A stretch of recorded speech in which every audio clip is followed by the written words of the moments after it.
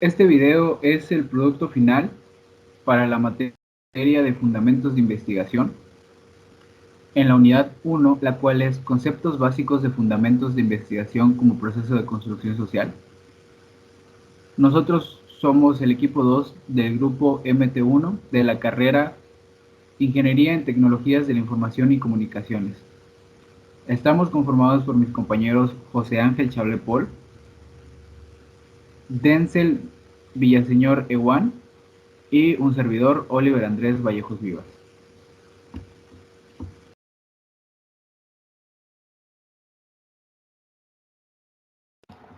Relación hombre-conocimiento y realidad. El hombre percibe la realidad a través de los órganos sensoriales, infiere, deduce y establece relaciones causales acerca de ella. Si encuentra relaciones constantes en ese proceso, crea leyes, busca prevención y para tener el control del fenómeno estudiado, y así poder transformar la realidad en beneficio de la humanidad. Por ejemplo, usted ha percibido el H2O.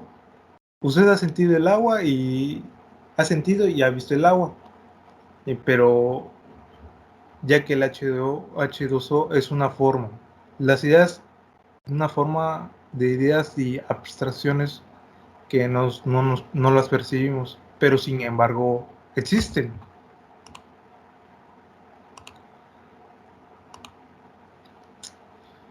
Eh, Conceptos de realidad y conocimiento. La realidad es la existencia verdadera y efectiva de las cosas, comprendiendo todo lo existente en oposición a lo imaginario. Y el conocimiento es un conjunto de información almacenada mediante la experiencia o el aprendizaje, facultad del ser humano para comprender por medio de la razón la naturaleza, cualidades y relaciones de las cosas. Eh, Esos son los conceptos de realidad y conocimiento. Los dejo con mi compañero José Ángel.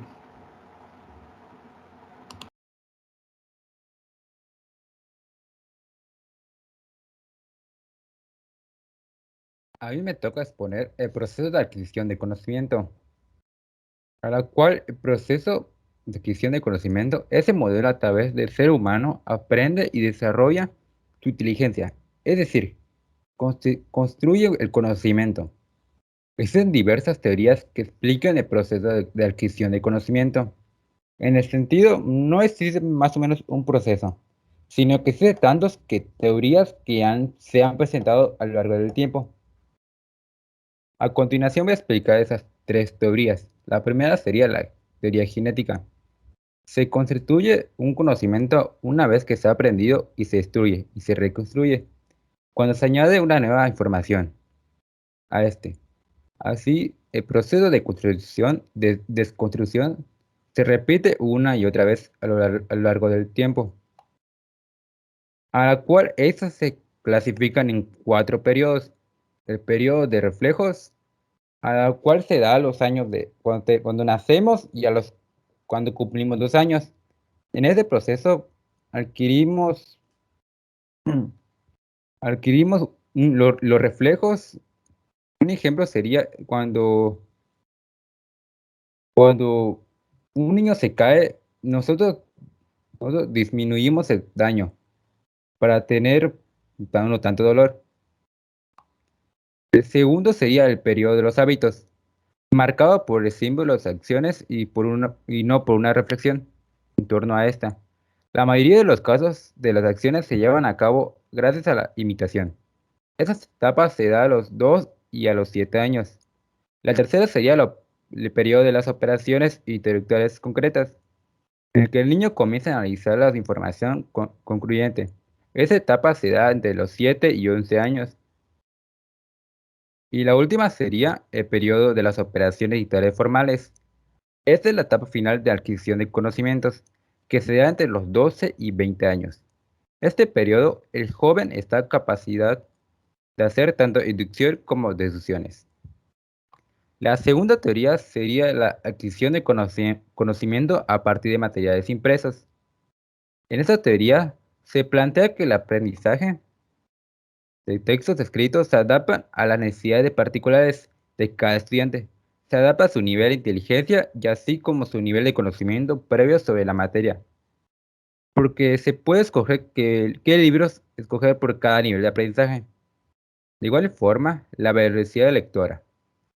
Eso quiere decir que de cuando que entramos a la primaria nos dan los libros, a la cual en esos libros adquirimos conocimientos de varias cosas, matemáticas, español, lo básico.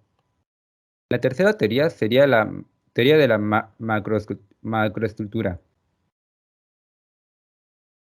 a la cual se plantea que la lectura y la comprensión de los textos escritos son procesos de adquisición de conocimiento. La teoría de macroescritura plantea que al momento de leer un texto, el lector se enfrenta a dos niveles de comprensión, la microescritura y la macroescritura. La microescritura se refiere a la comprensión de las palabras y a las proporciones individuales que forman el texto. Se trata de las estructuras superficiales del curso, puesto que esto no va más allá de las palabras, y por su parte la macroescritura se refiere a la comprensión de los textos con un todo. En este nivel, el lector debe de comprender el sentido de las proporciones como un conjunto y no como una unidad individual aislada. Es decir, se entra en un contacto con la estructura profunda del texto. A continuación, va con mi compañero Oliver Vallejos.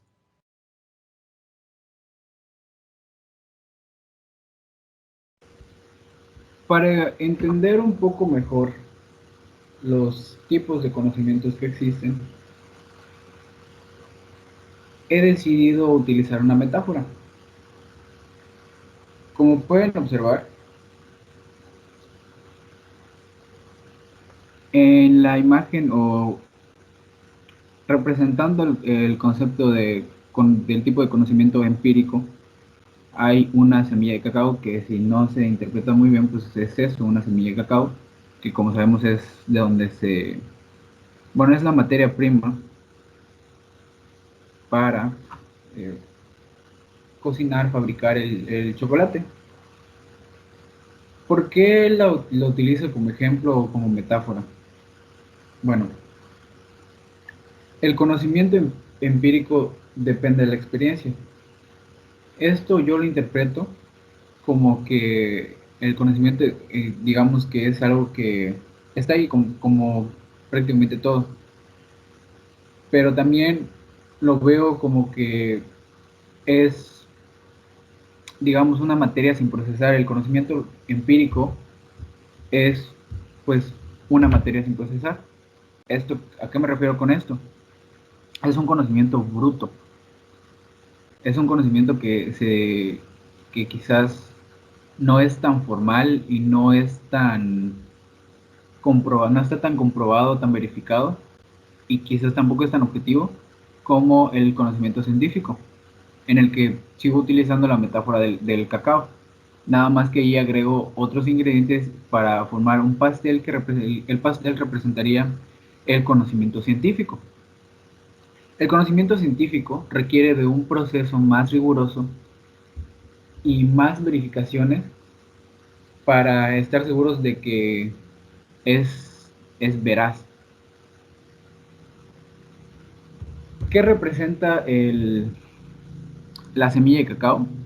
Pues de alguna forma el conocimiento empírico, puesto que el conocimiento empírico se puede procesar, por así decirlo, a través del método científico, que es el horno, que es lo que representa el horno, y este sirve para conseguir ese conocimiento, el conocimiento científico, que es un conocimiento formal. El azúcar, la harina y los demás ingredientes que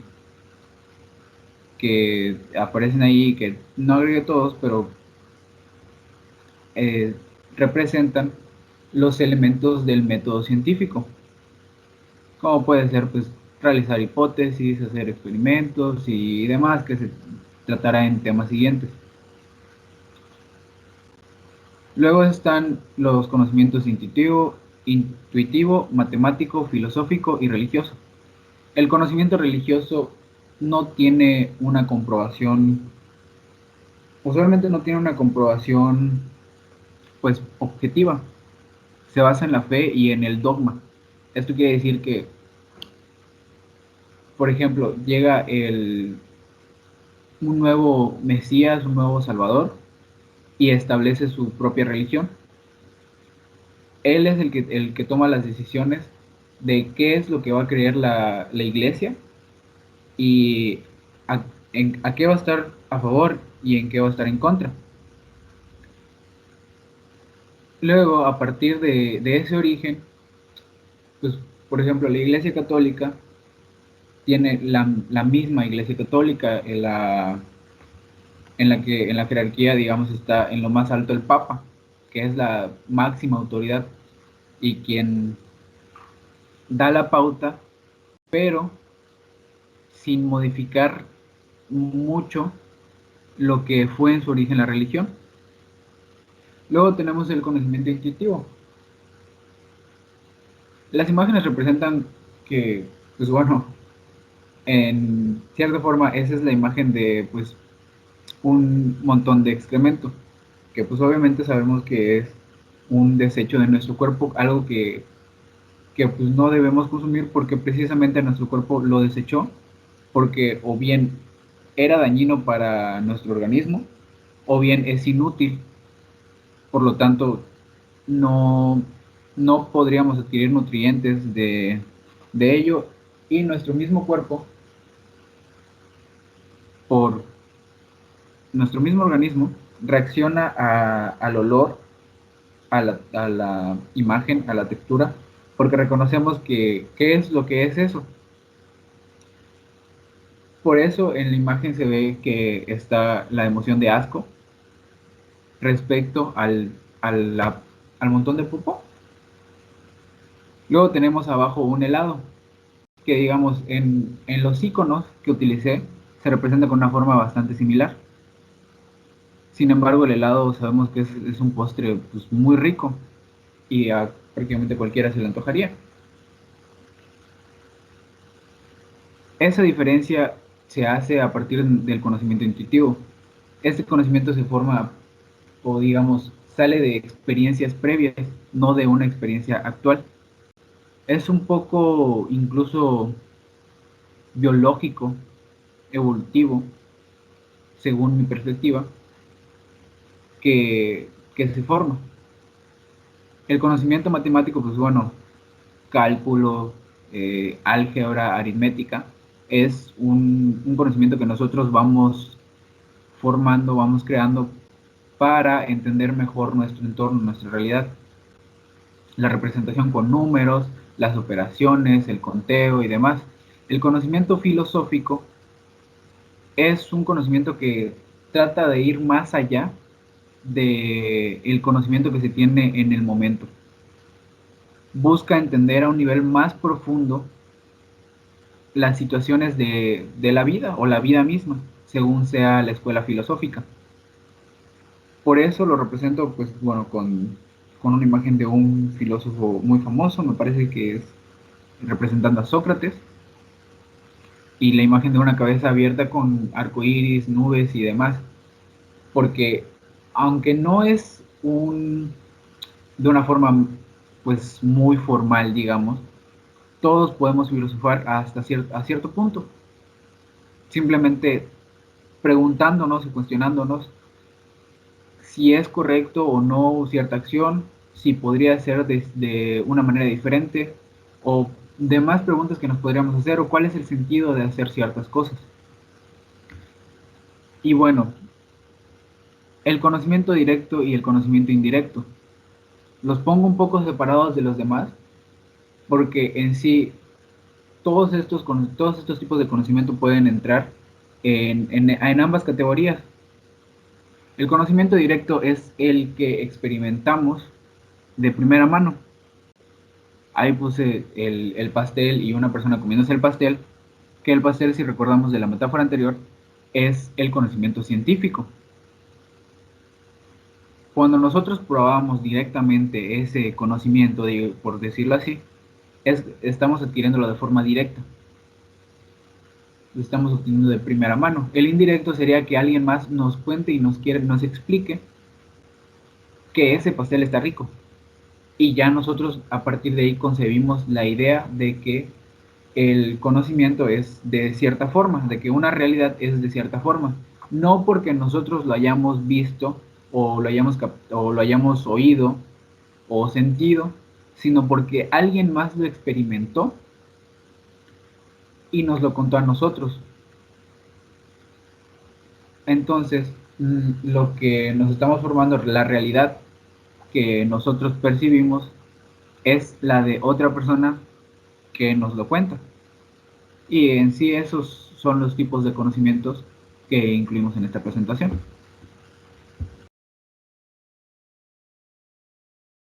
Procesos de construcción de la ciencia. Definición y características de la ciencia. La ciencia es la rama del saber humano constituida por el conjunto de conocimientos objetivos y verificables sobre una materia determinada que son obtenidos mediante la observación y la experimentación, la explicación de sus principios y causas y la formulación y verificación de hipótesis. Se garantiza, además, por la utilización de una metodología adecuada para el objeto del estudio y la sistematización de los conocimientos. Los dejo con mi compañero José.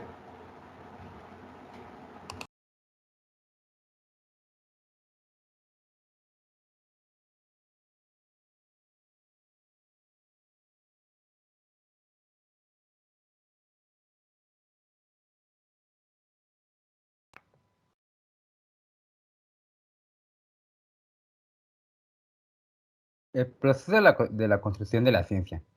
El proceso de la construcción de la ciencia, desde un enfoque positivamente, con la identificación de un problema, la necesidad de conocer el porqué de un fenómeno o las causas de un cambio de un comportamiento. A través de la observación a simple vista o con ayuda de instrumentos se escribe problemas de una vez determinado. El asunto se quiere investigar. Se desecha los aspectos que no tienen que en vez de vez con este. A lo que cual quieren decir es que el proceso de la construcción de conocimiento tiene una serie de pasos a que seguir para llegar al resultado, a la cual mi compañero Oliver Vallejos lo va a explicar con un, con un diagrama.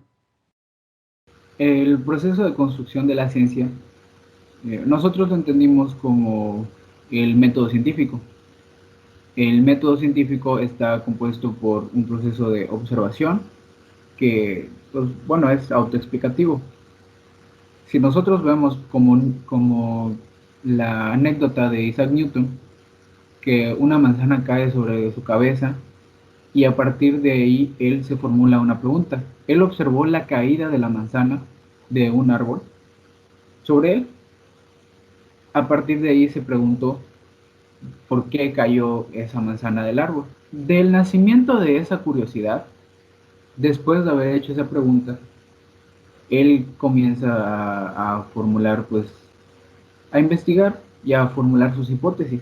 Luego, pues, como sabemos, empieza a construir un concepto de gravedad y empieza a realizar experimentos para ver para comprobar si sus pensamientos son correctos. El proceso en general, digamos, es observación, que es ver un fenómeno de la naturaleza, por ejemplo, la pregunta o la formulación de una pregunta, que eso nos sirve para saber qué es lo que queremos entender del fenómeno que acabamos de presenciar. La investigación puede ser para saber si ya hay una explicación, si ya existe una explicación del fenómeno que observamos. Pero si esta explicación, por ejemplo, es incompleta, ahí es cuando empezamos a construir una hipótesis. La hipótesis es, digamos, una idea con la que nosotros expresamos lo que creemos que va a pasar para cierto fenómeno. Una vez que tenemos nuestra hipótesis, es que podemos empezar a experimentar, a realizar y a desarrollar experimentos para comprobar que nuestra hipótesis es verdadera o, bueno, si es verdadera o falsa. Nosotros reportamos y analizamos los resultados para saber si la hipótesis es cierta, en cuyo caso, si se repite varias veces, nosotros realizamos un informe final para así ya tener el conocimiento científico.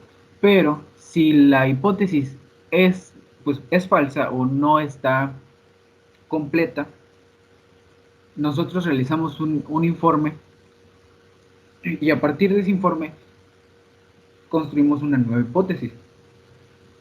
Entonces regresamos a ese ciclo. Vamos a realizar un experimento o más experimentos ajustándonos según los resultados que habíamos tenido del anterior.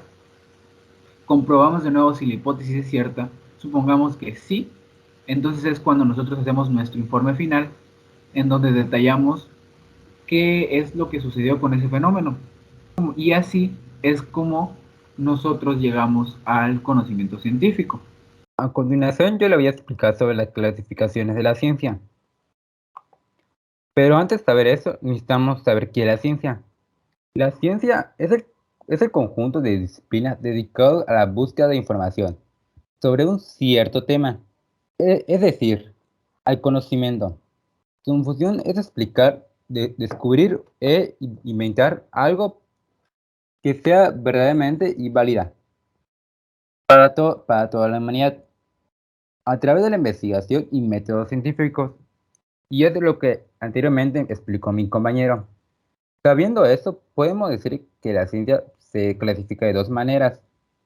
Una de esas maneras es la ciencia formal, a la cual las ciencias formales o ciencias ideales son aquellas ciencias cuyos objetos de estudios no es en el mundo y la naturaleza, ni las leyes físicas o químicas, que originalmente, sino que sistemas formales, es decir, sistemas de relación que están, en principio, vacíos de contenido propio, pero que pueden ser aplicados en el análisis de cualquier segmento de la realidad.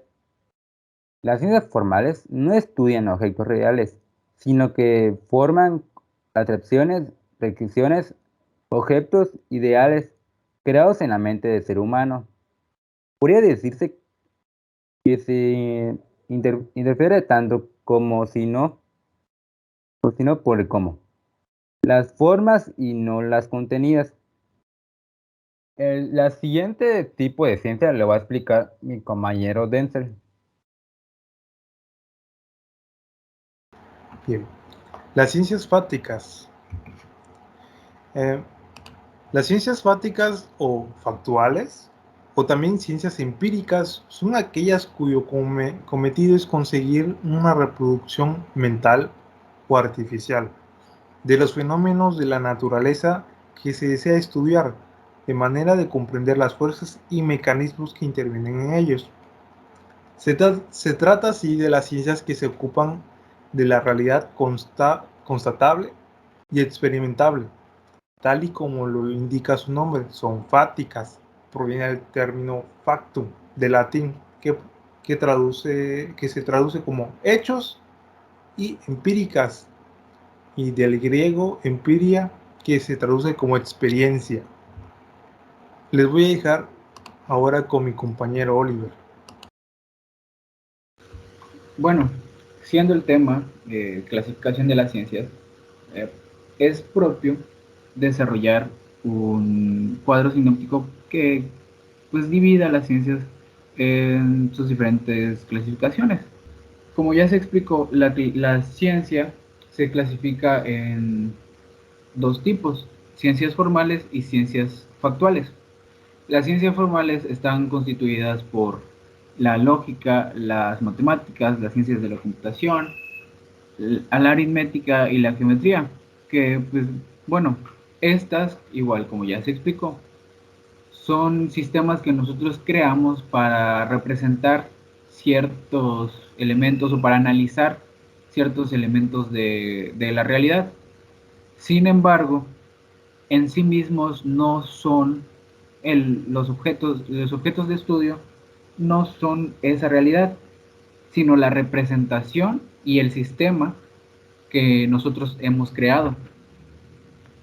Luego están las ciencias factuales o las ciencias de hechos. Entre ellas están las ciencias naturales, o bueno, las subclasificaciones son ciencias naturales y ciencias sociales. Las ciencias naturales explican y estudian todos los fenómenos que ocurren en la naturaleza, pues, sin necesaria intervención del ser humano, sin necesidad de que exista una sociedad. Entre ellas están la geología, la astronomía, física, química y biología. Todas estas ciencias explican cosas que pasan sin importar nuestra presencia o ausencia.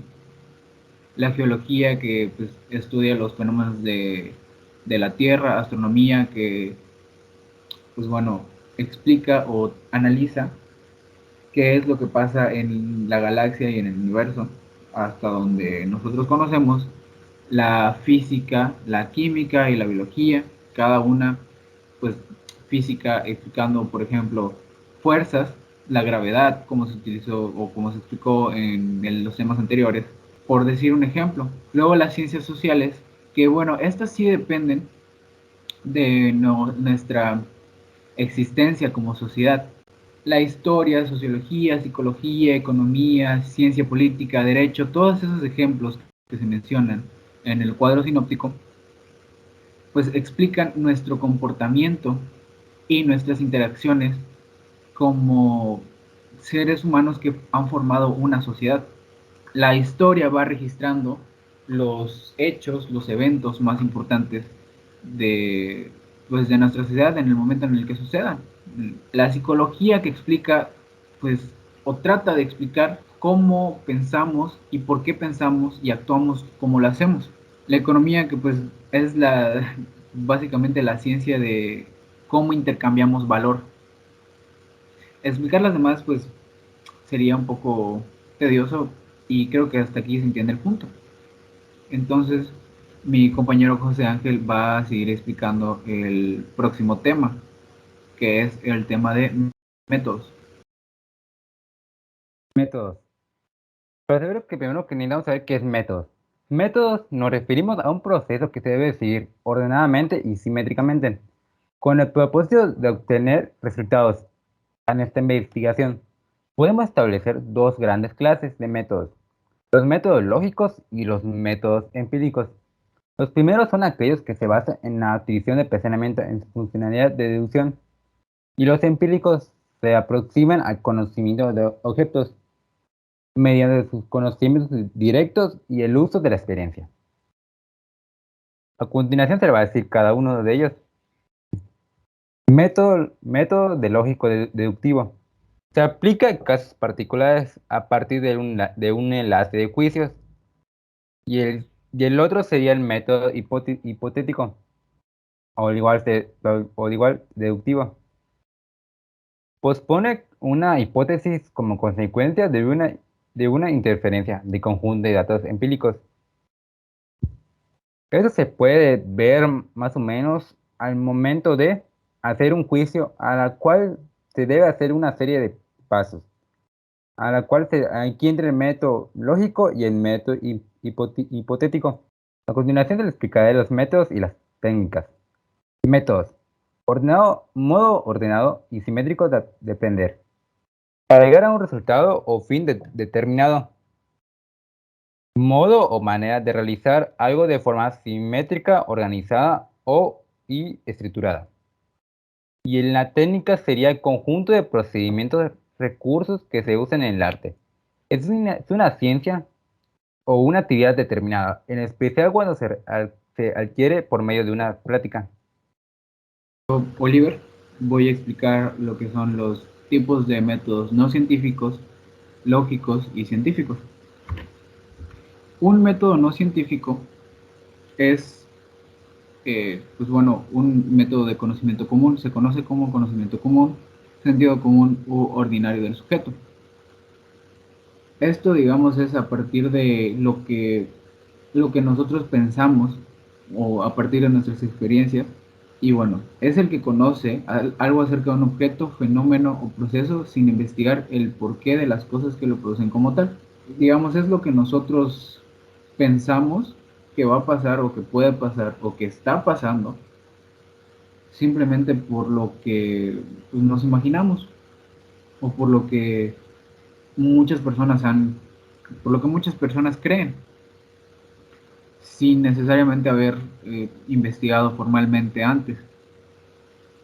El método lógico, que consiste en intuir la semejanza de algunas características cuyas causas ya son conocidas y la probabilidad de que, pues bueno, de que éstas se repitan.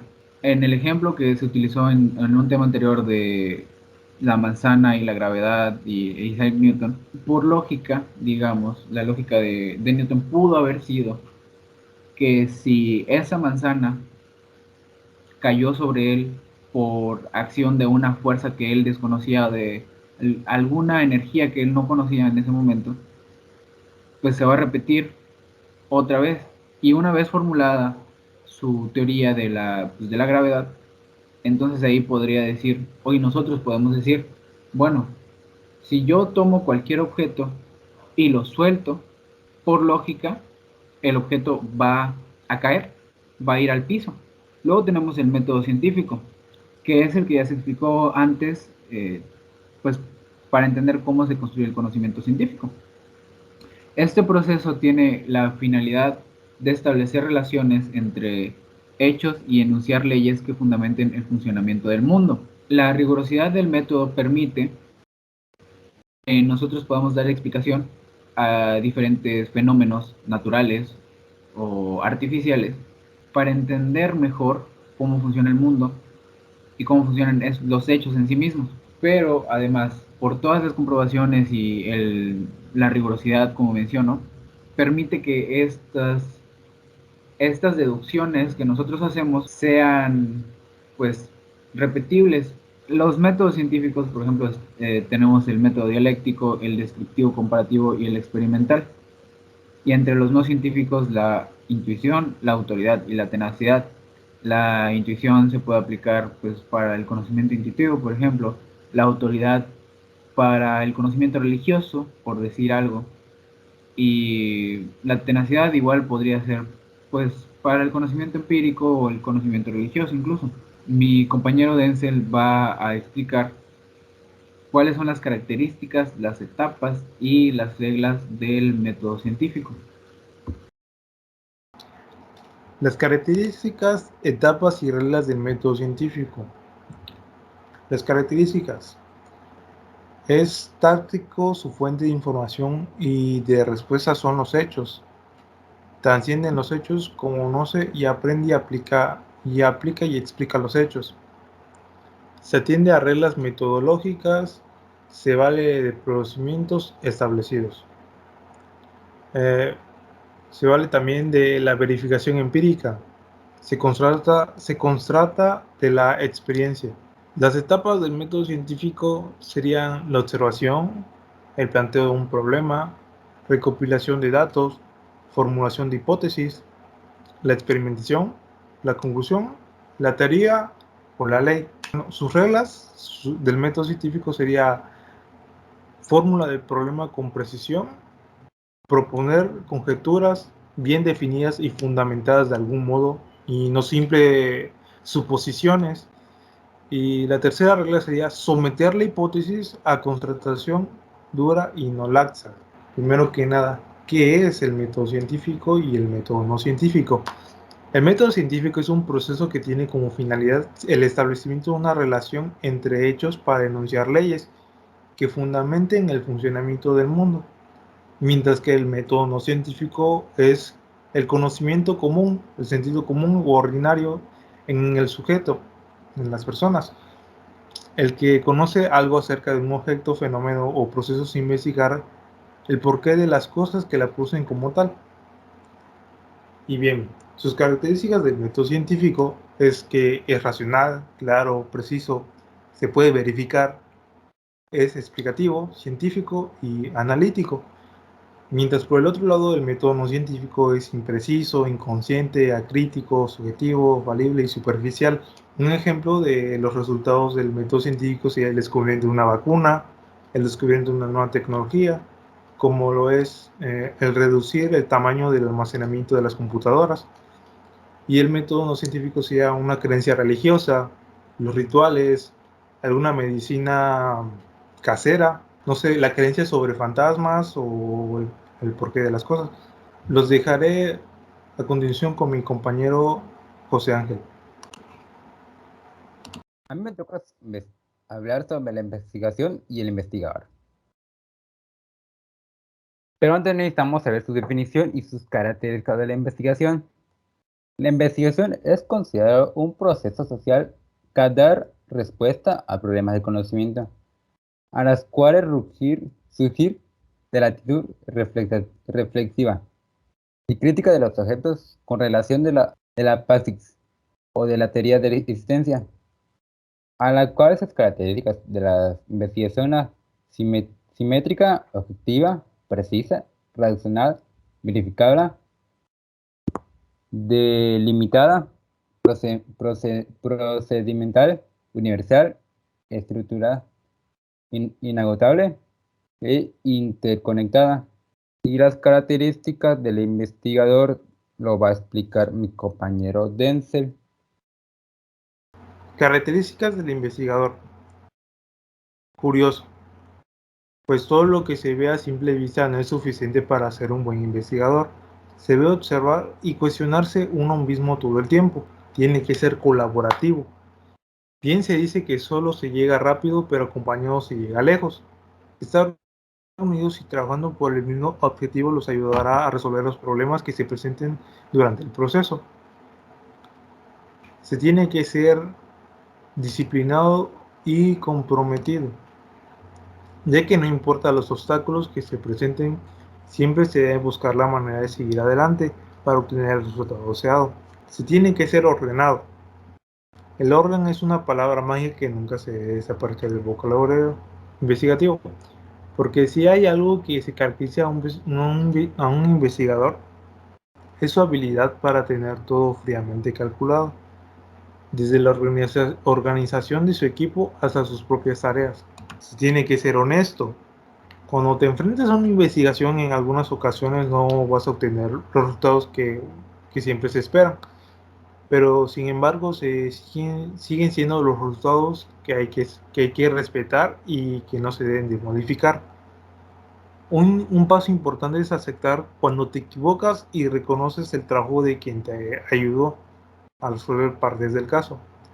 Nunca hay que olvidar que los buenos investigadores trabajan en equipo. Los obstáculos de la investigación sería en la personalidad del investigador, sería el etnocentrismo, sujetismo, autoritarismo, y mientras que en el estudio sería el mal incentivado y que sea obsoleto, que sea viejo.